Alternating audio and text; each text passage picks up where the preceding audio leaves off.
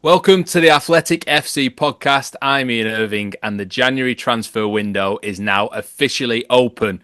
Coming up on the pod, we'll take you inside the market to explain the deals being worked on. We have David Ornstein's one to watch, Kolo Muani, plus ongoing interest from Arsenal and Chelsea in Nico Williams. And fresh news as well from David of a possible loan move for out of favour Manchester United forward Marcus Rashford. Right, with us today then, we have Mr. Ornstein, the Athletics football correspondent and the lead writer for the Athletic FC newsletter, Phil Hay. Gentlemen, welcome.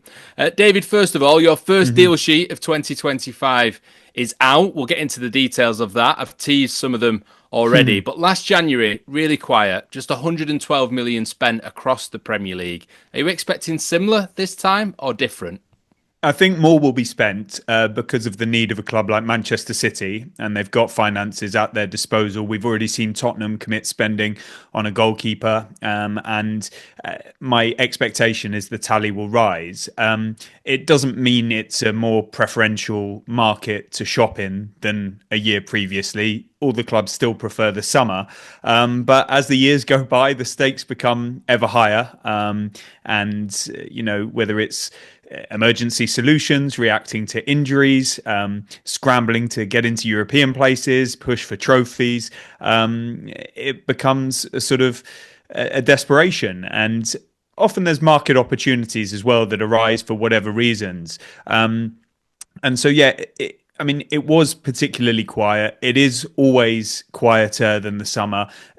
But that doesn't mean there's fewer conversations going on. I seem to be busier than ever at this time of the year. And that's because things are being explored. And now they don't always turn out to be big money, permanent deals. There's often a lot of loans. People discuss potential swaps. But I do get the sense that this is livelier than previous Januaries. And for us, I guess that's a good thing. Yeah, it's a bit more like it, definitely. I mean, Phil, looking back on last January, why do you think it was so quiet? A few reasons. David touched on one of them there, which is that as a rule, and as time goes on, clubs prefer to be less and less active or completely inactive in January if they can organise things that way. The best clubs or the most organised, the most strategic clubs like to get the ducks in a row in the summer, and January has become a little bit of a window for the desperate. You do get like situations. The scramblers this time of year, though, don't we? Yeah, well, we do, and I always worry about Ornstein going out of business. So the more transfers, the better.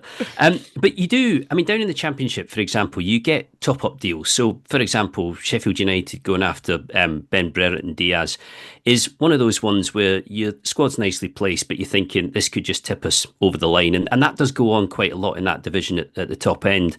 But certainly in the Premier League, it is a bit of a kind of desperation moment, isn't it? Where most of the deals tend to revolve around sides who need something here and now. I think it was 2018 that City did Laporte from Athletic Bilbao, but he was a player that they've been looking at for a long time, and the time was right to get it done. It wasn't a case of we need this player right now. If you think back to a year ago, and it seems like quite a long time ago, but the issue of profit and sustainability was very, very live in 2024. Yeah. And it's been on the scene for a long time, but the last 12 to 18 months, the first time where it's really felt like there was some jeopardy there, and like as if the PSR system actually had some teeth, and was going to take a chunk out of clubs who breached the limits. So there was a bit of fear to a certain extent. I still have halcyon visions and also trauma of January 2011, which started in satisfactory style with sort of Luis Suarez moving from Ajax to Liverpool, and you think, okay, that's a great deal, nearly went to Tottenham, bit of drama, and then it finished with Andy Carroll taking a helicopter down from Newcastle to Liverpool to replace Fernando Torres moving from Liverpool to Chelsea on the most remarkable deadline day. And there have been others like Andre Arshavin finally moving to Arsenal in the snow beyond the deadline. I'm sure you've had a drama or two at Leeds, Phil. So, I think we're pining for those days to come again, and I'm not sure they will. Yeah, maybe less crazy than the deadline day in 2011. I was at Melwood, Liverpool's training ground that day, and we had shirts being burned outside. We had a satellite truck that I think some locals tried to turn over. So maybe slightly calmer than that, possibly, but some deals, hopefully. And your deal sheet on The Athletic, David, certainly points to business being done. We've mentioned Manchester City already. It's rare for Premier League champions to need as much as they do, in fairness, in a January transfer window. But it sounds like they're beginning to make their moves and begin to get their sort of solutions in place, doesn't it? Yeah, so coming into this January window, the consensus throughout the industry was that Man City will be the main player because of the situation they found themselves in with an unprecedentedly bad run of form. Even Pep told us that, hasn't he? He's Pep told us, it. which is unusually forthcoming in terms of his public comments. And you ask around and you get the impression very clearly that defense is an area that they want to strengthen in. Injuries, absences, also age profile, and a natural churn that will be coming in due course anyway. And that's why you see them showing an interest in the Lens central defender, Kusanov, who is catching the eye of many. Newcastle have liked him for quite some time. Tottenham are aware of him too, but the level I think it's going to go to financially, I don't see Tottenham pursuing it right now. And that level, which Lens want, is above 40 million euros. They've put George Mendes, the so-called super agent, in charge for this window. They've given him a mandate to get the sale done. And the more people I speak to, the growing sense is that he will end up at Manchester City, but they obviously have to go through the normal sort of dance and negotiations. And then the other area of the field at the forefront of their mind, I think, would be the attacking department, because Julian Alvarez left last summer, wasn't replaced. Erling Haaland has shouldered the goal-scoring burden pretty much on his own. And we're seeing them linked with Marmoush from Eintracht Frankfurt, who's got a really prolific record and would not be too dissimilar to Alvarez in terms of profile. It's a profile that City find interesting from what I hear. They don't have it right now. And there are reports just before recording this that City are stepping that pursuit up. I'm not sure how Frankfurt will respond to that, because the indications coming from Germany are that they're desperate to hold on to him. And then you find the midfield department. They want a 6 and/or an 8 type position too. Now, that's not to deputise for Rodri, because they hope that he'll come back. So if it's a long-term permanent signing, you need someone complementary that the squad could do with, going forward. Unless you did do a stopgap, a loan, somebody that could fill in. But I don't get the feeling that City are so keen on that, especially if it's an older player, because they've got... It's just not their style, is it, Orny? That's just not what they do. And even if they're under pressure in this window, surely won't do at this point. Yeah, I agree with you. And when they look at the existing age profile... Sorry, there's snow falling off the roof.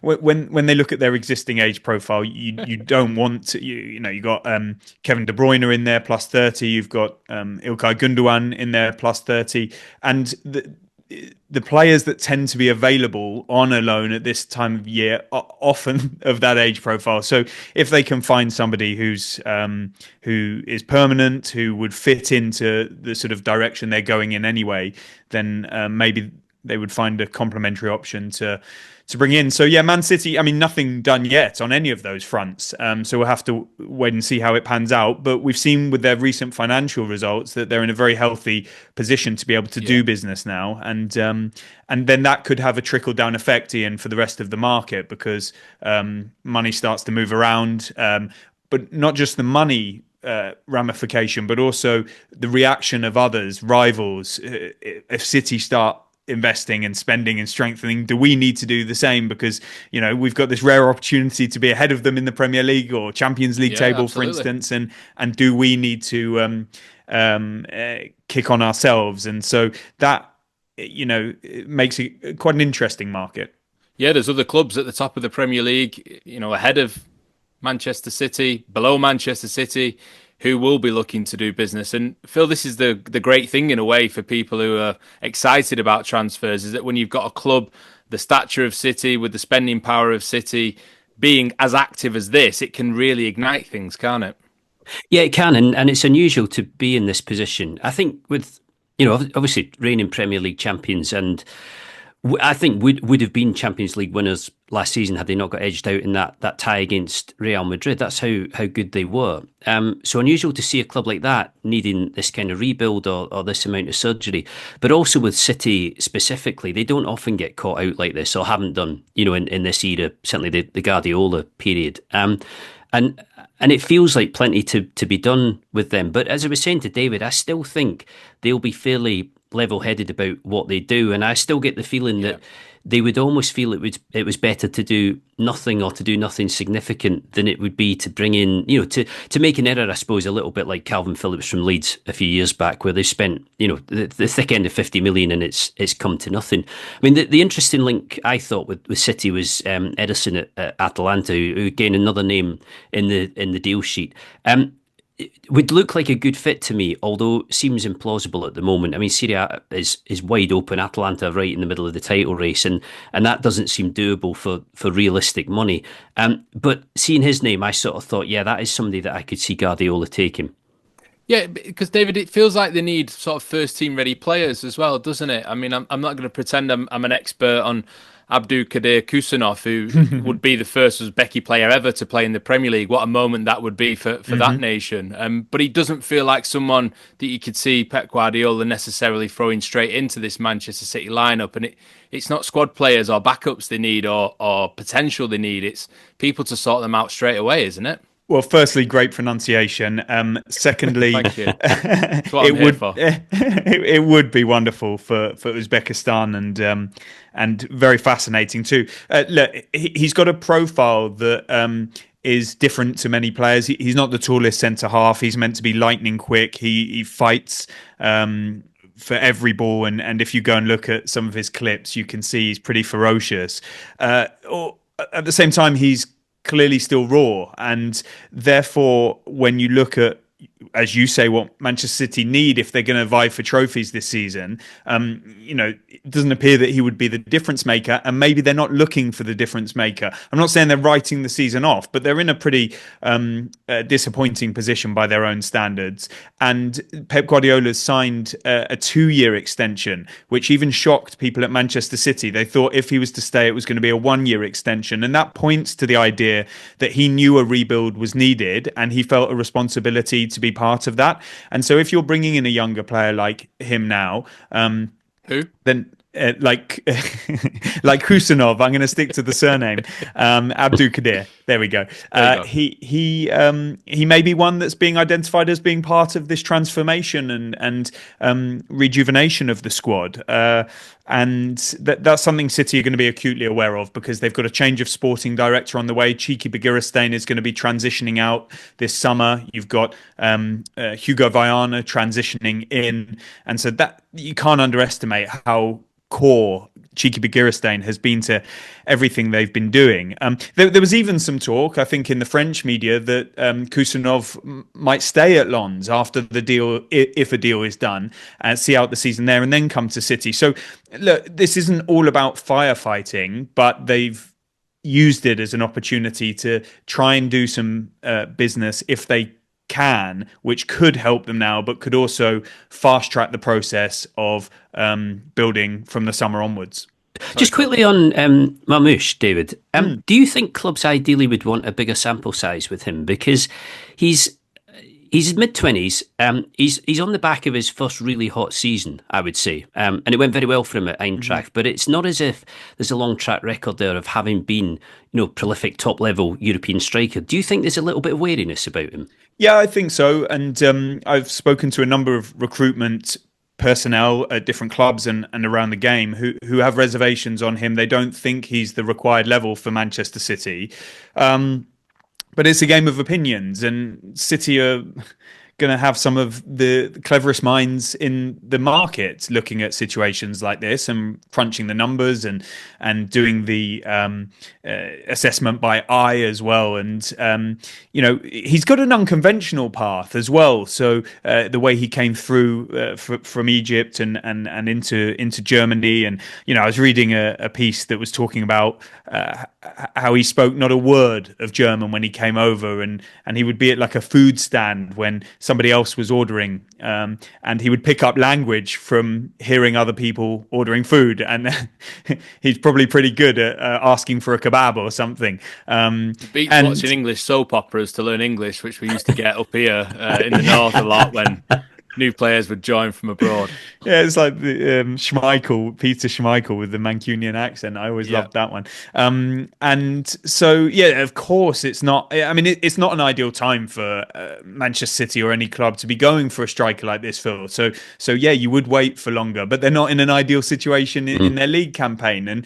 And the bare facts are that it has been a prolific campaign. So maybe you catch them early. Conversely, there are some clubs who are looking at somebody like Evan Ferguson.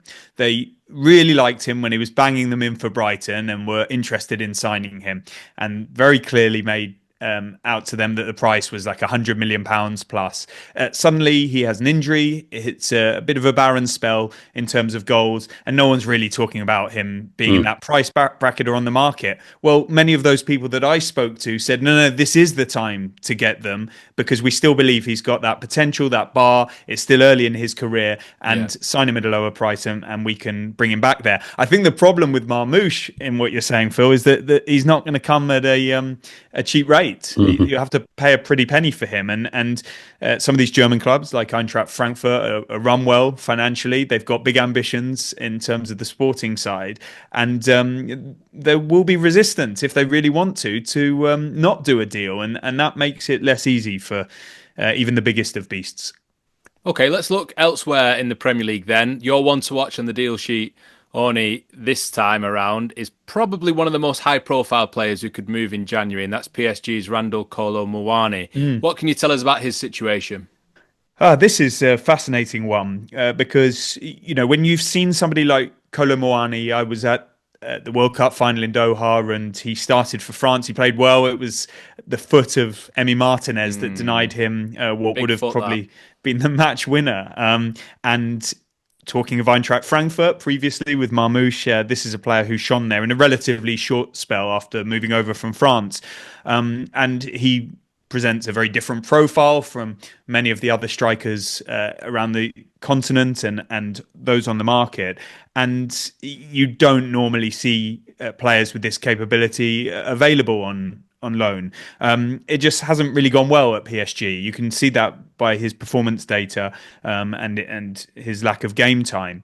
And so despite the fact that the deal that took him to PSG was worth sort of up to 90 million euros, now there's the opportunity potentially to grab him, whether it's loan with option, loan with obligation, a dry loan, and PSG rebuild his value and then make use of him subsequently or sell him. We'll have to wait and see. But it would be wrong for clubs like Tottenham and Manchester United and Juventus, who are looking for centre forwards and maybe versatile attackers who can also play off to the side. Because if you've seen Kolo Muani, he's sometimes stationed just behind the front man to the right, and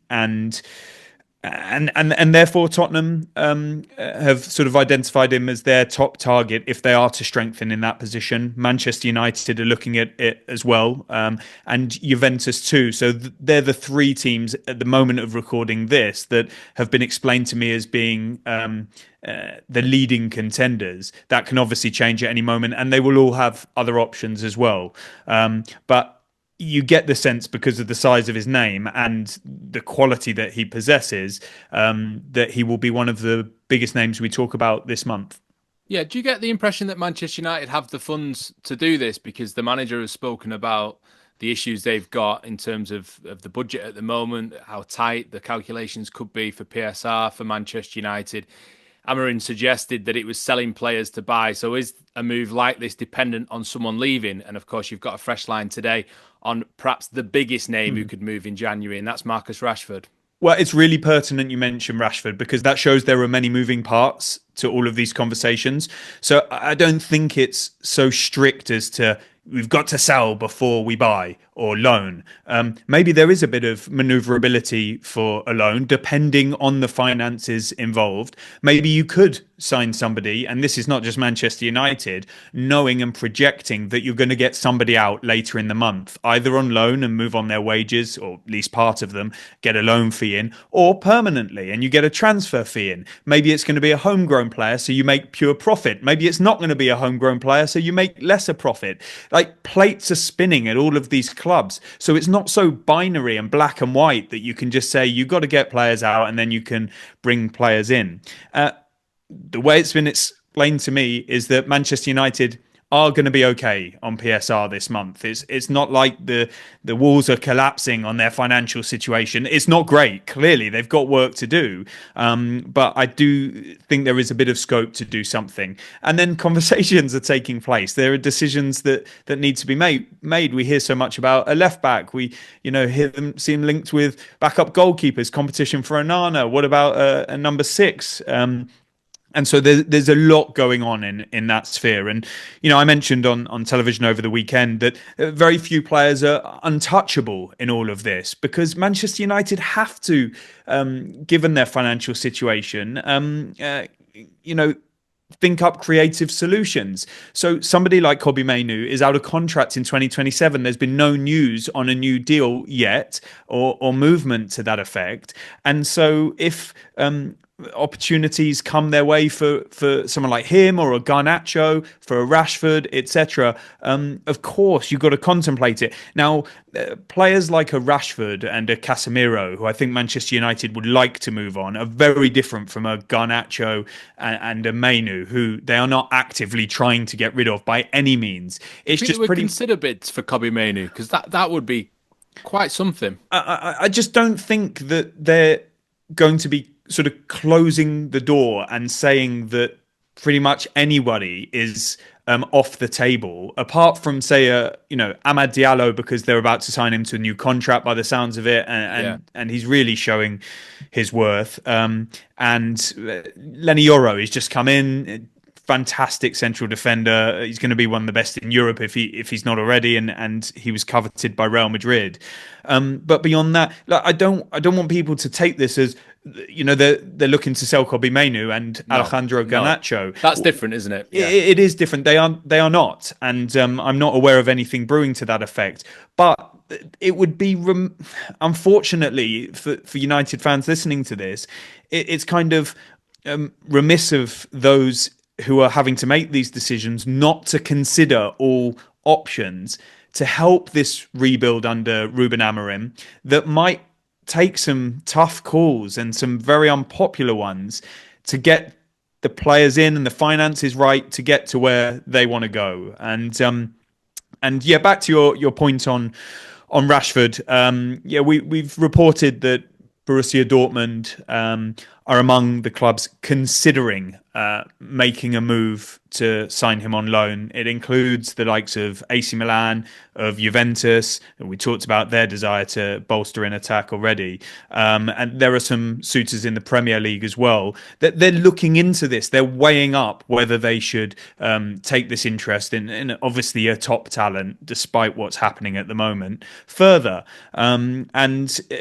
Who knows if it will happen? There are huge finances involved. He's under contract until 2028. He earns in excess of £325,000 a week. And that's before you even mention what is clearly a breakdown of sorts at Manchester United, and he's out of favour, and why, and they'll be looking into the reasons for that. But Dortmund have experience of working with Man United. A year ago, exactly, they did the deal for Jadon Sancho on loan, and it seemed to work okay for all parties.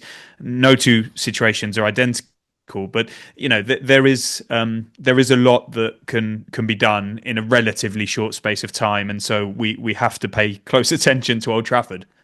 Phil, in your opinion, how difficult do you think it is for Manchester United to do a deal for Marcus Rashford, whether on loan or permanent, given all the things that David's just talked about, given the fact that he's been in one match day squad across the last month or so for United. I mean, his situation, the wage consideration as well. How do you see it?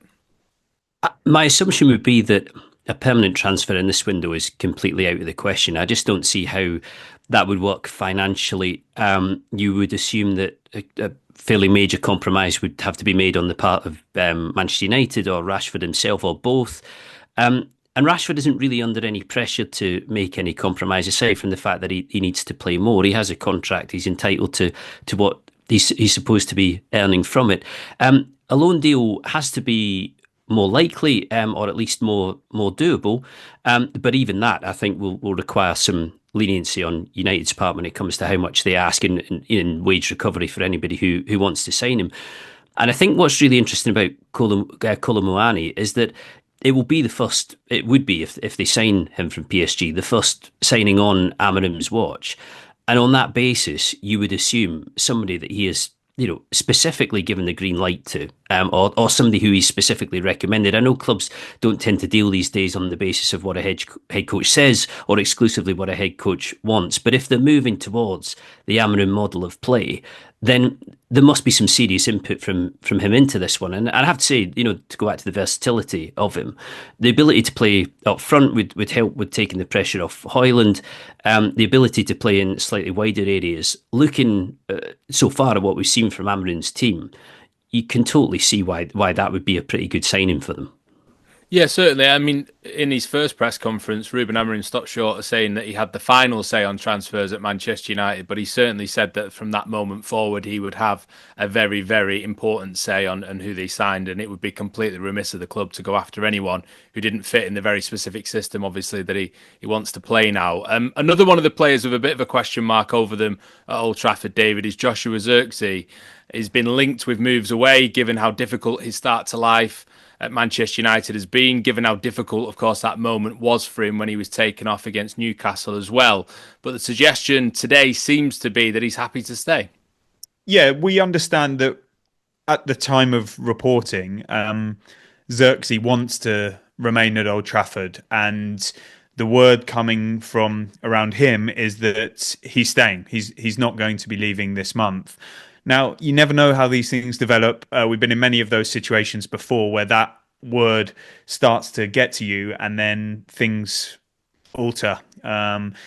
There seems to be some interest from Juventus. We've mentioned them a lot on this podcast. What a player in the market. We're clear on that, yeah. Yeah, and then I've heard of teams in the Premier League that would like to take him as well. So he's not going to be short of options if he was to go. It's definitely been an underwhelming start. I don't think the powers that be at Old Trafford, understandably, have been entirely happy with how it's gone so far. But that's not to say it won't pick up for him if he does stay. And so let's see that there are men like that. That's why I talked about the spinning of plates and the moving parts, because if suddenly something becomes plausible that United want to do and somebody needs to make way and the situation suits like a Zirkzee or somebody else, then plans and intentions get ripped up and it could materialise. But yeah, we can only say what we're being told right now, and that's that Zirkzee wants to get things right for Manchester United, and we know there's a player in there, and nothing, I'm sure, would do United greater pleasure than see him providing a return on the investment. Okay, Nico Williams, another name in the deal sheet today. The suggestion is that Arsenal and Chelsea are among the interested clubs in him. How do you see his situation this month? Yeah, he's been one who loads of clubs have been keen to sign for multiple windows. He's only 22. It's like we've been talking about him for a decade. And the closest he came was actually to joining Barcelona. I think that was last summer. All of these clubs wanted him then, the likes of Arsenal. Mikel Arteta's a massive fan of his. Chelsea, I think Tottenham were credited with interest. Liverpool looked into it. I don't think they took it any further, and I'm not aware of them doing so in the future. But some of that interest maintains. And, Arsenal, Arteta would love to do it this window, January, but I would love a Ferrari and various other things in life. You've not got one of those. You've got a Ferrari, Ornstein, come on. A toy one, yeah. Two. I drive around my kids' little electric powered ones. No, I don't even have that, to be honest. And the finances in in the case of a footballer too are very complicated. And so, Arsenal. When you look at the package, it's just shy of 60 million euros at the moment. The release clause is active now in his Athletic Bilbao contract. And why I make a point of saying now is because it fluctuates with inflation, so it can sort of go up and down, and it's just shy of 60 million euros from what I hear. You have to pay it in full, which is a problem with sort of PSR and cash flow.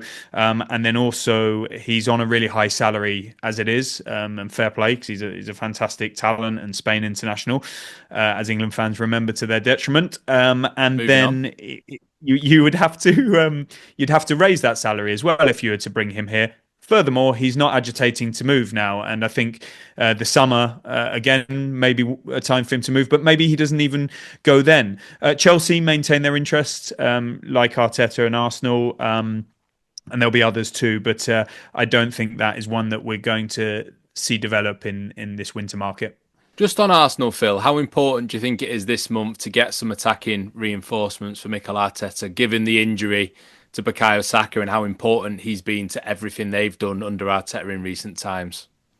Yeah, Saka's the one, and I think it would definitely help them. But I would say that Arteta falls into the category of coaches who won't just take whoever, and absolutely won't be told who to sign either. I think like a lot of them, he's very, very specific about who he wants, who he needs, and who fits into his system.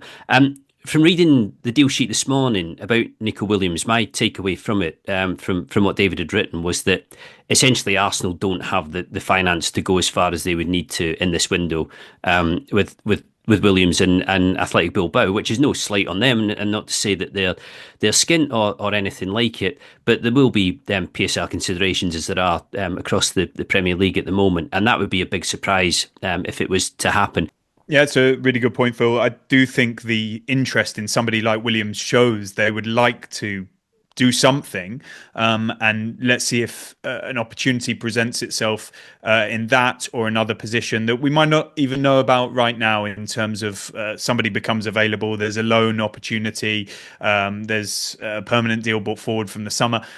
Often these things are instigated by somebody leaving, and that doesn't appear to be on the agenda. So I think by and large that they are going to go with what they've got, which again will not be music to the ears of many fans who are baying for signings as Arsenal look to compete for a trophy that many feel Arteta needs to deliver,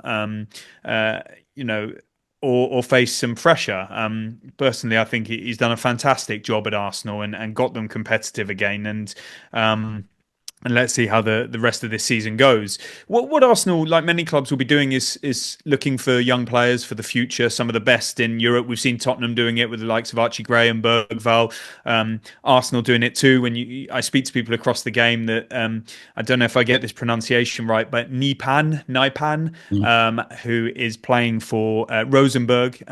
He's coming through, central midfielder, very highly thought of, and Arsenal really like him. But I'm sure others do as well. I don't know of any movement to developing transfer, but it just goes to show that you could see an Arsenal bring in some young players now that start to bed in for the future, and it's not necessarily what everyone is going crazy about, because these big names dominate the market, but it is often sensible, and it's within financial parameters that allow you to, hopefully compete with your rivals going forward. So yeah, I don't expect Arsenal to be one of the most active participants in this market, but the way this industry works, Arsenal always seem to be a topic of conversation in transfer windows, and so yeah, I guess don't switch off until the window is shut. Next episode might be different, right? Yeah, of course. You know how Arsenal Twitter works, or Arsenal X, Arsenal social media. You can come back with a Nico Williams face mask. Yeah, it's going to be a custard pie for me, no doubt. Right, speaking of Arsenal, there is a fascinating exclusive interview on The Athletic right now with the former Arsenal and Chelsea striker Pierre-Emerick Aubameyang. It was done by our friend David, who's with us, of course, now. You can go and read it straight away. Aubameyang is now playing his football over in Saudi Arabia. So let's first hear a short clip from the player himself explaining just how Mikel Arteta managed to get him to sign that big contract back in 2020 and why it may have been a mistake. And at that time, he convinced me. He convinced me because he said, "I think you can leave a legacy." And this is, I think it was the first time I heard this word in English. And he said to me, "Yeah, you can have that legacy. I think you can leave it here. If you stay, you can be an icon like the big names in Arsenal." And from there, okay, I said, maybe I started to change my vision. And this is why I say, okay, maybe I will stay. And then him and the fans, they convinced me. It was a big mix and they convinced me to stay. But at first I wanted to leave at that time. And this is where it became chaotic, because when you go against your heart, maybe this is where I did my mistake. Really revealing that, Orny, to hear Aubameyang say that he sort of went against his heart signing that deal. I mean, it's a great interview. What did you take away from your little trip over to the Middle East? Yeah, so I flew to Bahrain, then crossed into Saudi Arabia, the city of Kobbie on the east coast, where Aubameyang is plying his trade for Al Qadsiya. They are owned by Aramco, one of the biggest companies in the world, the state-owned oil and gas provider. They invested in the club. They were promoted from the second tier. They've signed Aubameyang. They've signed Nacho following his departure in the midst of winning the Champions League with Real Madrid. They've got great ambitions and they're doing well. They're, at the time of recording, third in the Saudi Pro League, behind Karim Benzema's side, behind Neymar's side, and above Cristiano Ronaldo's team. Today, while we record this, they're playing in the King's Cup quarterfinals, and Aubameyang is really enjoying his life out there. We did the interview back across the bridge in Bahrain, and we sat down for the best part of 3 hours. It was brilliant. He gave me full access. Nothing was off limits. He talked freely. There was emotion at times when he relived the violent armed robbery that he suffered in Barcelona before moving to Chelsea in graphic detail, and the impact that it had on him and his family, the sleepless nights that followed even when he was at Chelsea, when he then played for Marseille afterwards, and he heard the alarm go off. He thought they were being burgled again. So part of the reason for moving to Saudi Arabia was for the safety, and he's extremely content there, which is good to see on a human level. But of course, you get stuck into the Arsenal, the Chelsea elements to his career too, and he remembers what happened at Arsenal very vividly, not least because a lot of it's played out on the All or Nothing documentary. But there were two or more sides to every story. First thing I want to say is Aubameyang held his hands up and admitted being at fault for not having the best punctuality at times. He was late for the North London derby in March 2021, you'll remember. He says there was an accident outside his home. He could have left earlier, but these things happen and you don't necessarily know they're going to happen. It was late to assemble. So you get to the stadium, you leave your car at the stadium, you jump on a bus, and then you go to the hotel. They were on the bus waiting for him. He conceded that he wasn't on time, but it wasn't the sort of... It doesn't strike me as being the biggest crime in the world, but when they got to the hotel, Arteta called him into a meeting and told him he was dropping him, which as captain and your main goal scorer in the North London derby at the Emirates Stadium is a real blow, and he had tears in his eyes, he said, but he understood it. He apologised the next day to the squad in front of everybody. He had Arteta round to his house and they sort of cleared the air and tried to move on, but he says it was never the same following that. There were all manner of other issues going on at this time. He was coming to terms with his mother suffering from a stroke. He had, if you remember, contracted malaria while he was playing for Gabon. He actually played with malaria, unbeknown to him, away to Liverpool and I think a European match as well before he was diagnosed and treated for it in hospital. He lost a huge amount of weight. If anyone wants to go and look up malaria and see how severe it is, it's probably worse than many of us appreciate, or it can be. But the pivotal moment in this interview is when he talks about that contract renewal, where everybody in the Arsenal fan base, teammates, were baying for him to sign because he was the leader, the standard bearer, the icon of that side, the top goal scorer, the captain post Xhaka. Sign dating was the sort of slogan that was going around. And he reveals that on the bus on the way to the FA Cup semi-final in COVID times, this is against Manchester City, Alexander Lacazette, his great friend and teammate, was asking him about it. And he said, I really don't know. And what he had told his brother, and I think his father, who's very close to behind closed doors, was that he didn't want to sign it. He felt after 4 years it was time to bow out. He had given all he felt he had at that moment and leave on a high. And there were serious reservations there. Now, he went on to lead Arsenal to victory over City with the goal. Was it one goal or two? He then scored against Chelsea in the final to lift the trophy himself as skipper. Great euphoria, and Arteta met with him in and around that time, and they spoke about the future, potential signings, staff, the environment, where they wanted to go, and Arteta did a great job. He convinced him to re-sign. So did the fans, and at that moment he was fully committed. But it wasn't long before personal problems were coming on board with his mother's illness, and that made him depressed, he says. Soon the feelings that led to that apprehension on the contract started creeping back in, and he describes it as feeling like he was, slowly giving up. That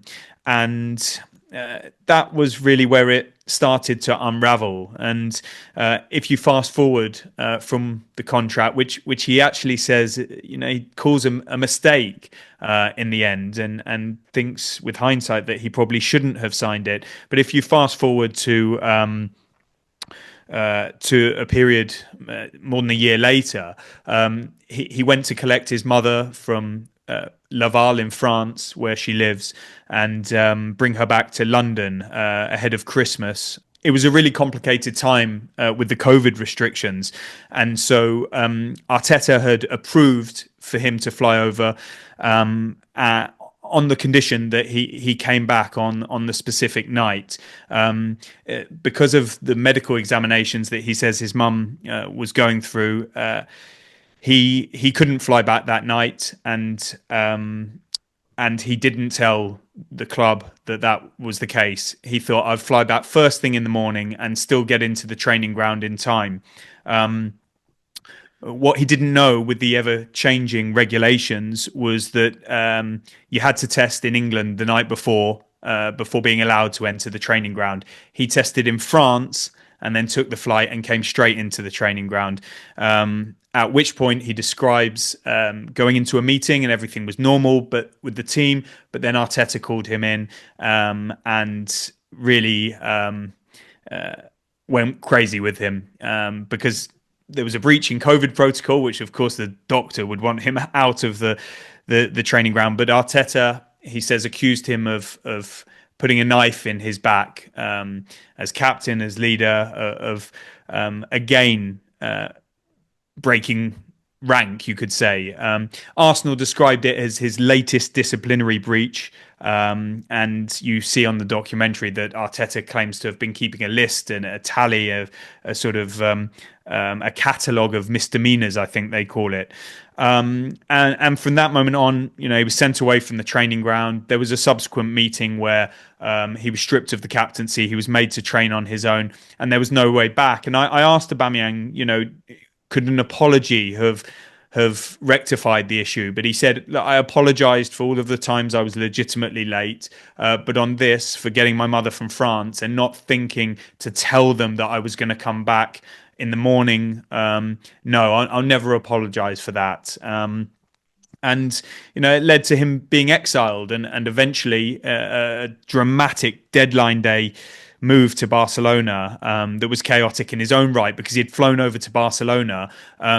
He did have permission to go by the club, but there was no agreement between Arsenal and Barcelona. And it was fraught. At one point it was off, then it came back on. And that ended it. But he does say that, he received a really nice text message from Mikel Arteta after he left. And with time, it's been a bit of a healer. He would be prepared to have a conversation, sort of no hard feelings, and you grow up. And he's got very good wishes for Arteta and Arsenal. He says he still loves them. And he later in the interview, when he was talking about his admiration for Roberto De Zerbi from their short time together at Marseille before he went to the Saudi Pro League, he brackets Arteta and Thomas Tuchel alongside De Zerbi as kind of the best coaches he's worked with, despite the fact that he was obviously signed by Arsene Wenger, played under him, and Thomas Tuchel and Jurgen Klopp at Borussia Dortmund, and that's the regard he holds Arteta in. It's a wide-ranging interview. It's got so many fascinating elements to it. I would urge people to go and check it out, and it was a real privilege for me to do about a person who has been so storied and has had such an interesting career that continues. He wants to lead Gabon to the Africa Cup of Nations 2025, wants to win it with them. He wants to go to the World Cup in 2026 for the first time with his country. He's got ambitions in business to become maybe a club owner or sporting director, not a coach. And finally, he is taking private lessons to become an actor. He calls it his dream to be a movie star. And when I asked him what genre, he said comedy, of course. And that felt pretty apt, given everything that's happened over this last period in history. And I just thank people like him for at least putting themselves forward and opening up and putting their version of events across. We can't want these people to speak all the time.